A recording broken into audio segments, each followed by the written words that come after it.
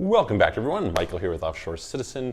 I had somebody in the comments the other day making some comments about kind of their understanding about tax treaties, which turned out to be quite inaccurate. It was related to residencies. And it brings to mind something that comes up a lot. I'm sure I'm guilty of it as much as anyone else, but I think it's something that we should be really wary of. However, I think there is a time where we shouldn't be wary of it. And so I'm going to talk about today knowing enough to be dangerous, what this is all about, why you should be paying attention to it, and where it may actually serve you. So let's look out for it. Before we ask about that, I would love to hear what you guys have to say about that topic. Put it in the comments below. We'll review kind of your comments versus my comments when we get to the end. And yeah, I'd be interested to hear where you think it is a positive thing to quote unquote knowing enough to be dangerous. And if you're not familiar with the term, I will explain it. Okay, before we go, let's please hit the subscribe button, hit the all notification bell. Thank you for your support. If you would like help with relocating abroad, getting residencies, citizenships, international tax planning, paying the lowest legal amount of tax possible, forming companies, opening bank accounts, etc., please reach out to us. You can book a call, calendly.com/Michael-Rosmer. There's a link in the description below, or you can send a message to our websites, offshorecitizen.net and offshorecapitalist.com. So, maybe in a fitting way today, UST, a famous crypto stablecoin, Dpegged, so it broke its peg with the US dollar. And it was quite a catastrophic day for a lot of people. And I think maybe to some extent highlights the degree to which people can know enough to be dangerous. We did about a 4-hour Twitter Spaces through my crypto company, and we talked to all different people and got different opinions, and yeah, it was quite fun. Anyway, so what's the deal with knowing enough to be dangerous? Well, I think there's people who are ignorant, and so they kind of don't think that they know. And then there are people who are genuinely experts. We'll maybe leave out the ones who maybe are too much of an expert. But then there's people who have started to learn, and they've learned enough that they think they know, and they haven't learned enough that they don't know. There's a line from, what's that famous guy? Anyway, kind of astrophysicist who says, you know, one of the worst things is knowing enough to know you're right, but not knowing enough to know that you're wrong. And this strikes me as very important in a lot of fields. It's one of the reasons. There was somebody the other day who put some comments about our videos and gave some suggestions in terms of what to put out there. And you know, to some extent, we could in our videos try and do a how-to A to Z.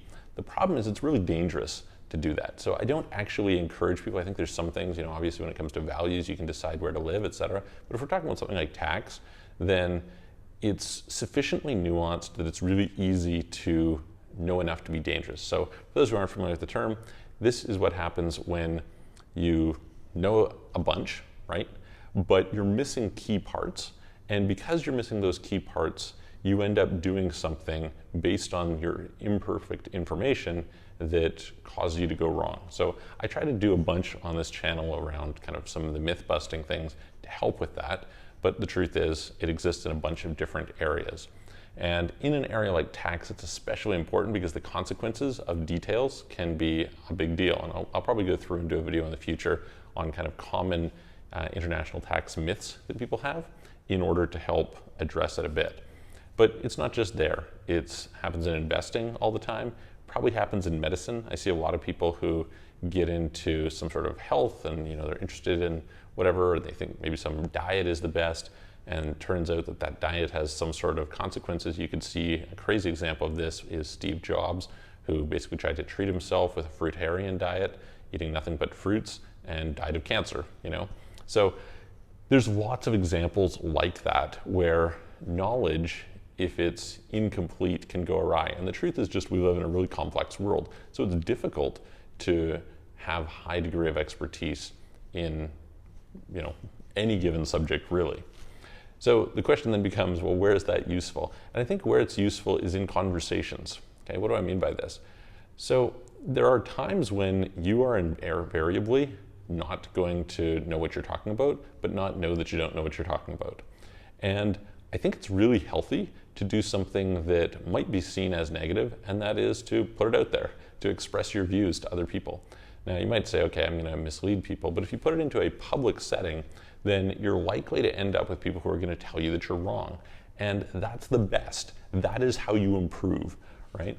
There are a bunch of cases. In fact, there was a recent case where, recent couple cases maybe, where I kind of expressed a view, and maybe I was, in one of the examples, I don't think I was wrong in the conclusion, but I was definitely wrong. I just didn't have a good understanding of the base as to what it was that my position. I didn't know how to defend my own position, and by being challenged on it, it forced me to think it through and to actually go. I interviewed a bunch of different people and I asked them this question, and we talked about it, and eventually kind of came to something that was ultimately led back to the similar conclusion, but for quite different reasons, and allowed me to articulate.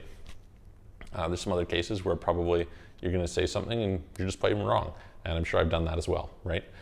But the point is, it's a relatively safe environment when you're just talking to people, right? If I say go on social media and say something, or I say something in the comments somewhere, it's relatively safe, right? What's the worst that can happen? The worst that can happen, well, okay, if I mislead someone, that's an issue, but I might make myself look like a fool, but it's good to make yourself look like a fool at times because it's a really small price, right? A lot of people, I was talking to someone the other day who was talking about, a lot of people kind of like, they used the term dunking, right? A lot of people are going and dunking someone. And I think that's healthy, that's good. Don't be worried about that. Don't be afraid of that. Be willing to be reflective and to deeply consider and open to new ideas and change and mold. And that's how you grow. That's how you get better. So I guess the bottom line is, when you need to act on something and there's potentially big consequences of it, make sure you verify with somebody who hopefully knows better than you. When you're in another situation where there isn't consequences, just maybe social, then put it out there, because that's what's going to make you stronger. That would be my general view on it. Now, some key things that we might think about here are, what are some ways of knowing that we don't know? Generally, I would say, if things don't seem to line up, if they don't just make logical sense, internally consistent, then that's probably a sign that there's something missing in our perception. Now, be aware, very often, because something makes sense doesn't mean that it's accurate, so we're definitely not saying that, right? The next thing that comes into play is when we're in a situation that we go and we're kind of confronted by experts who are telling us we're wrong. Now, it doesn't mean that they're right? But it's a sign that we might be wrong. In fact, in general, I would say that when we're new to a field, we should be somewhat cautious about what we think, right?